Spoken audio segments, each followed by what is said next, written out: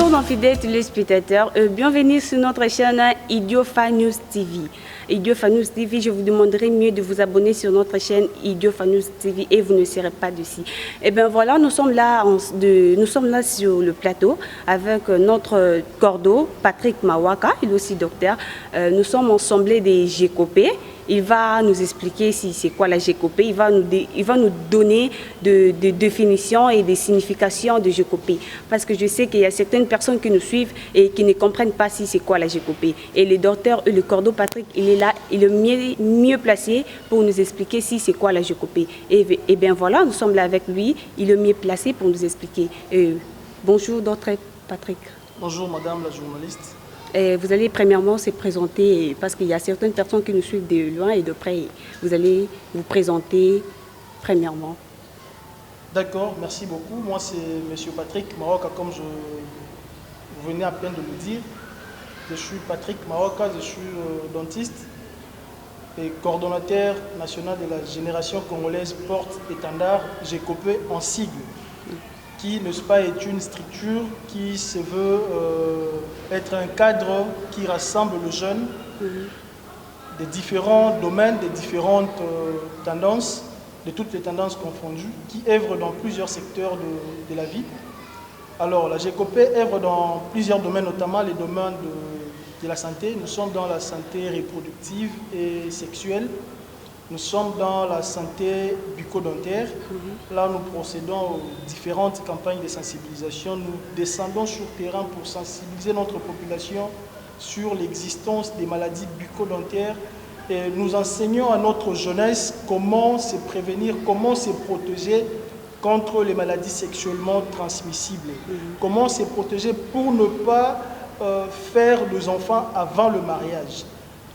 C'est à quoi la GECOPE s'est, n'est-ce pas, fixée. Nous sommes également dans l'éducation, n'est-ce pas, professionnelle, métier et artisanat. Nous sommes également dans les domaines de l'environnement. Nous sommes dans plusieurs domaines. La GECOPE va être une structure qui, n'est-ce pas, est en train de promouvoir la jeunesse congolaise dans tous les domaines. Vous êtes journaliste, vous êtes ingénieur, vous êtes juriste, avocat. Vous êtes communicateur, vous êtes, je ne sais moi, économiste. Dans votre domaine, vous devez porter haut l'étendard de notre nation. L'étendard de la RDC doit être porté haut. La GECOPE a comme devise unité, amour et progrès. Nous nous sommes dit, nous sommes Congolais. Il y a des politiques, il y a des gens de la société civile, il y a des religieux parmi nous. Alors nous devons rassembler les jeunes, le mettre ensemble, être unis. Être unis, ça ne suffit pas. Vous pouvez être unis, mais vous n'êtes pas animés d'un esprit d'amour. Alors nous, on s'est dit, nous sommes ensemble, mais il faut que l'amour règne au sein de nous. Raison pour laquelle la GECOPE a comme devise l'unité, amour et progrès. Nous sommes ensemble, nous sommes unis, mais il y a l'amour qui règne au sein de la GECOPE. Et cet amour fera en sorte que notre structure puisse progresser. Le progrès de la GECOPE est, n'est-ce pas, de façon directement, de façon proportionnelle au progrès de la RDC. Parce qu'au sein de la GECOPE, nous avons des Congolais et des Congolaises qui sont là pour travailler de manière à ce que notre pays puisse, n'est-ce pas, vivre l'émergence de façon effective. Qu'est-ce que vous visez sur la GECOPE? Vous visez quoi? Comme j'étais en train de te répondre, la GECOPE, nous sommes la génération congolaise porte-étendard, nous sommes dans plusieurs domaines. Vous savez, aujourd'hui, avec tout ce qui se passe dans notre pays, il est question d'abord de sensibiliser la population congolaise dans tous les domaines. La Bible même dit, mon peuple périt par manque de connaissances. Il y a des gens qui sont capables. Vous savez, aujourd'hui, les gens pensent comme si pour travailler, il y a des gens qui sont capables et qui sont habilités même à poser des actes, à faire quelque chose de bien pour le progrès de notre pays, mais qui s'ignorent encore eux-mêmes. Alors, la GECOPE voudrait sensibiliser toutes ces personnes-là, tous ces gens-là, pour leur dire, eh ben, vous êtes capables de faire quelque chose, vous êtes capables, n'est-ce pas, de faire émerger notre pays, vous pouvez suivre une formation dans tel ou tel autre domaine. Si vous êtes médecin, vous pouvez encore, n'est-ce pas, vous perfectionner davantage pour apporter un plus sur ce qui existe déjà dans notre pays. Donc vous parlez... êtes journaliste, vous pouvez apporter un plus dans le média sur ce qui n'a jamais existé et vous venez apporter un plus, chacun dans son domaine. Voilà. Et c'est ça le travail de la GECOPE. Aujourd'hui, avec tout ce qui se passe dans notre pays, vous savez, il y a des gens qui sont en train... La GECOPE, c'est une structure apolitique. Mais nous nous sommes dit, nous devons être sentinelles. C'est une structure politique. Donc vous êtes basé sur la politique, c'est ça? Non, non, nous sommes apolitiques. La GECOPE est apolitique. Mais parce que la constitution de notre pays donne le pouvoir au peuple, remet le pouvoir aux citoyens, nous nous sommes dit, nous ne pouvons pas rester indifférents à la politique de notre pays. Parce que la constitution donne le pouvoir aux citoyens. C'est le peuple qui élit les représentants au niveau national, au niveau provincial. Nous élisons le président de la République et même au second degré, parce que nous élisons les députés provinciaux qui, à leur tour, viennent élire les sénateurs. Donc, nous comprenons tous que le pouvoir, c'est le peuple qui détient le pouvoir. Et au départ, en fait, vu au regard de tout ça, nous ne pouvons pas rester indifférents. C'est pourquoi la GECOPE dit, nous sommes Congolais, tout ce qui se passe dans notre pays nous concerne. Ouais. On ne peut pas rester indifférent de la politique de notre pays. Bien que nous sommes apolitiques, mais on doit être sentinelle. Donc vous parlez sur l'état des droits, c'est ça? Nous parlons surtout le plan. Et par rapport à l'état des droits, vous savez, aujourd'hui, les gens ne comprennent même pas ce que c'est l'état des droits. Ouais. Raison pour laquelle, dans les jours à venir, la GECOPE va organiser une série de conférences. Déjà, avant la fin de ce mois d'août, nous aurons une conférence sur l'état des droits avec ses corollaires. Les gens parlent de l'état des droits. Vous savez, avec l'accession de notre président Félix Antoine Tshisekedi Tshilombo, il ne cesse de parler de l'état des droits à chaque sortie, à ses sorties médiatiques. Il ne fait que parler de l'état des droits. Et les gens n'arrivent pas à comprendre c'est quoi l'état des droits de vrai. Il y a certaines personnes qui ne comprennent pas qu'est-ce que les droits de droits. État de droits. Évidemment, madame. Alors, nous, au sein de la GECOPE, on s'est dit qu'il faudrait sensibiliser notre population, il faudrait d'abord éduquer notre population. L'état des droits signifie quoi? Il faudrait faire un distinguo entre la légitimité et la légalité. L'état des droits voudrait aussi dire qu'il faut respecter la séparation de pouvoirs. Vous savez, dans notre pays, nous avons 4 institutions. Nous avons l'institution président de la République. C'est une institution. Nous avons le Parlement. Et au Parlement, nous avons les députés puis les sénateurs. Et leur travail, c'est, n'est-ce pas, circonscrit dans la Constitution. Le travail du président de la République, l'institution président de la République, c'est circonscrit dans la Constitution. Nous avons même les cours et tribunaux. Et nous avons, dans les cours et tribunaux, chaque institution a, n'est-ce pas, son travail à faire. Nous avons des institutions qui, n'est-ce pas, sont des institutions d'appui à la démocratie. Et ensemble, au sein de la GECOPE, nous allons organiser une série de conférences. Ces conférences-là vont nous permettre de nous mettre, n'est-ce pas, au bain de nos droits. Parce que l'état des droits met au centre le peuple et ses droits. Il faudrait que le peuple puisse bénéficier de ses droits, jouir de ses droits. Et non seulement de ses droits, mais nous sommes aussi redevables à notre État. Nous avons aussi des obligations vis-à-vis de l'État. Avec l'état des droits, nul n'est au-dessus de la loi. On dit la loi est dure, mais c'est la loi. D'où Alex et Lex, comme le disent les gens qui ont fait la littéraire, les latinistes. L'état des droits, aujourd'hui, le peuple peut être à même capable de porter plainte contre une autorité. Nous devons quitter les stades où c'était la loi du plus fort qui, n'est-ce pas, régnait. Avec l'état des droits, nous payons les impôts, nous travaillons pour le pays. Le pays n'arrange pas les routes, par exemple. Nous devons nous lever comme un seul homme. Comment? Tiens, nous donnons l'impôt, nous payons nos impôts, mais l'État n'arrive pas à arranger les routes. Pourquoi?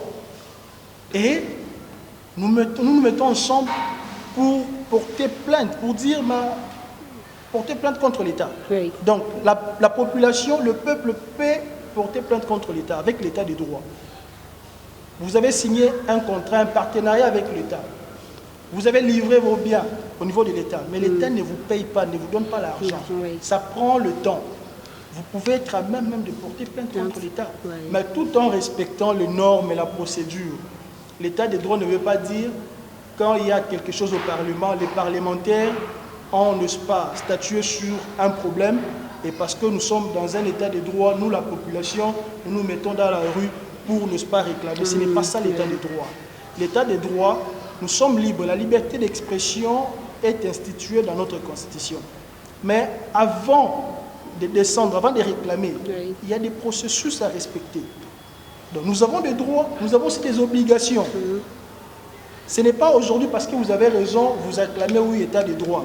Mais demain, quand vous aurez tort, vous dites non, non, il n'y a pas état de droit. L'état de droit met d'une part le peuple, de l'autre côté, nous avons l'État et nous avons la justice. Et cette justice doit être indépendante. Ce n'est pas parce que la justice est indépendante, mais il y a des personnes physiques qui doivent exercer au niveau de la justice. C'est un peu ça avec l'État du droit. Et avec la GECOPE, nous allons, en tout cas, il y a à boire et à manger à ces sujets. C'est pourquoi nous disons qu'il y a à boire et à manger par rapport aux notions sur l'état des droits. Il faudrait vraiment sensibiliser. Au regard de la Constitution nous donne le pouvoir. La Constitution nous donne les droits de travailler.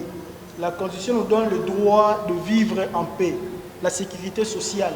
Mais également, la Constitution nous donne des obligations que nous, peuple, population, nous avons envers l'État. Et nous devons respecter cela. Et l'État doit du respect aussi à la population, au peuple. L'État doit tout faire pour garantir les droits du peuple. Doit tout faire pour travailler pour le social du peuple. C'est ça aussi l'état de droit. L'état de droit voudra ce qu'on vous donne. Aujourd'hui, vous êtes nommé à un poste de responsabilité. Vous devez travailler, n'est-ce pas, pour l'émergence, pour le développement du pays. Vous ne devez pas travailler pour commencer à voler l'argent de l'État. Et quand vous volez l'argent de l'État, avec l'état des droits, on doit, n'est-ce pas, mettre la main sur vous. Et là, il y a encore un problème. Moi, des fois, je me pose des questions. Comment les gens qui volent l'argent de l'État sont mis, oui, ils sont en prison, mais dans des chambres VIP privées. Mais une personne qui avait peut-être volé au quartier juste je sais pas, une poule ou une chèvre, et vous la mettez en prison à Makala, là où il y a tout le monde, là où il y a en tout cas même les conditions sanitaires ne sont pas adéquates. Il faudrait, tout le monde doit être égal devant la loi. Vous êtes ministre, moi je ne suis pas ministre, mais quand vous commettez un crime, vous commettez une gaffe, vous devez être tous égaux. Nous devons tous être égaux devant la justice. Normalement, oui. Parce que même la Bible nous dit que la justice élève une nation. Quand nous avons une justice qui est indépendante des vrais, notre État, notre pays va vivre l'émergence, en tout cas de façon effective et de façon excellente. Raison pour laquelle, au sein de la GECOPE, nous disons, nous sommes cette génération qui voudrait que les choses puissent aller de l'avant. Qui voudrait que notre génération, nous ne puissions pas, 60 ans après l'indépendance aujourd'hui, l'état des droits ne doit plus seulement être que de paroles. Nous devons la palper, les palper plutôt, nous devons palper cet état de droit, nous devons palper cette justice indépendante et nous devons palper, n'est-ce pas, les actions concrètes de l'état de droit. Ça ne se limite pas seulement au travers de sorties médiatiques, au travers de paroles, nous voulons un état de droit, nous voulons un état de droit. Mais il faut le mettre en pratique. Mettre l'état de droit en pratique, faire en sorte que notre pays puisse exceller, puisse aller de l'avant. Nous avons en tout cas un pays richement béni, mais avec un peuple pauvre. C'est vraiment un paradoxe. Nous sommes dans un pays très riche, potentiellement riche, mais avec un peuple pauvre. Il veut mettre chacun dans ses droits et dans ses obligations. Liberté ne veut pas dire qu'il y a un libertinage. Tu es libre de tout faire, tu es libre de ce secteur-là, mais ben, tu dois respecter les lois du pays. Même si tu es étranger, tu viens de travailler dans notre pays. L'État doit garantir les droits des étrangers aussi, c'est ce domaine. Alors il faudrait sensibiliser notre population, il faudrait organiser des ateliers de formation, dire à notre peuple, regardez ce que c'est l'état des droits, ce que vous devez faire, regardez là où s'arrêtent vos droits et commencent les droits d'une autre personne et en même temps vos obligations commencent à ces niveaux-là. C'est ça l'état du droit. Nous sommes la génération, aujourd'hui c'était notre première réunion après la levée de l'état d'urgence par son Excellence, Monsieur le Président de la République. On a fait pratiquement plus de 4 mois, on ne se réunissait plus comme ça. On ne faisait que des échanges dans différents groupes, il fallait faire des descentes avec un nombre réduit. Alors aujourd'hui, on a lancé les activités. Nous nous sommes dit dorénavant, la GECOPE est sur terrain pour applaudir toutes les activités positives de l'État et condamner toutes les actions négatives.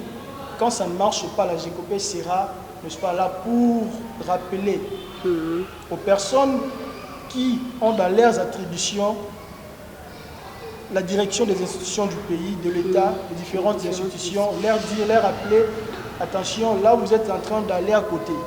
Nous, la population, nous attendons de vous de meilleures choses. Nous n'attendons pas les désordres, nous n'attendons pas l'hypocrisie au sein de vos, je sais pas, vos coalitions, vos structures, Non, non. Nous voulons de l'ordre, nous voulons l'amour du pays, nous voulons l'unité et nous voulons qu'ensemble, nous puissions travailler pour l'émergence de notre pays. Ensemble, nous serons forts. C'est ça même notre devise. Et nous disons, notre slogan au sein de la GECOPE, c'est que GECOPE Nzambende champion. Nous disons Nzambende champion, pourquoi? Parce que nous sommes tous enfants de Dieu et nous croyons qu'avec le Seigneur, nous pouvons faire des exploits et nous allons aller au-delà même de nos limites. Parce que nous avons des gens qui sont capables. Et là où nous serons limités, d'autres personnes viendront, n'est-ce pas, ajouter un plus sur ce que nous avons fait. Vous êtes encore au début, hein, au début de votre assemblée, j'allais dire. La GECOPE a commencé à œuvrer depuis longtemps. En tout cas, on était, vous savez, les repas, il ne faut pas donner aux gens les repas quand c'est encore à la cuisine. Vous savez, quand vous préparez, c'est en interne, ça ne doit pas être médiatisé. Mais une fois que le repas est prêt, vous pouvez maintenant servir. Donc on était d'abord en cuisine interne, on travaillait.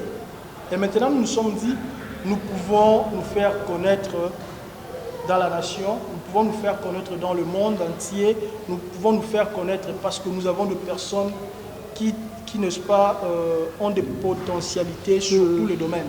Seul, je ne peux rien faire. Raison pour laquelle vous voyez à mes côtés, nous avons des juristes, nous avons des économistes, nous avons des ingénieurs, nous avons des gens de différents domaines. Pour qu'ensemble, nous puissions faire un corps fort, un corps solide, et nous allons évoluer comme ça.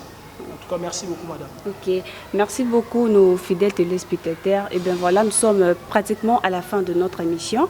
On était ensemble avec notre cordeau, Patrick Mawaka, et il nous a mieux expliqué si c'est quoi la GECOPE. Il nous a donné la signification de la GECOPE. Et je dirais mieux que chacun de vous qui est en train de nous suivre. Et je vous demanderai aussi de vous abonner sur notre chaîne Idiofa News TV. Idiofa News TV, donc chaîne beau s'abonner kaka, beau à de citer, tout va nous news, il y a bien, biloko il y a bien. Merci beaucoup, on nous revoit à la prochaine émission.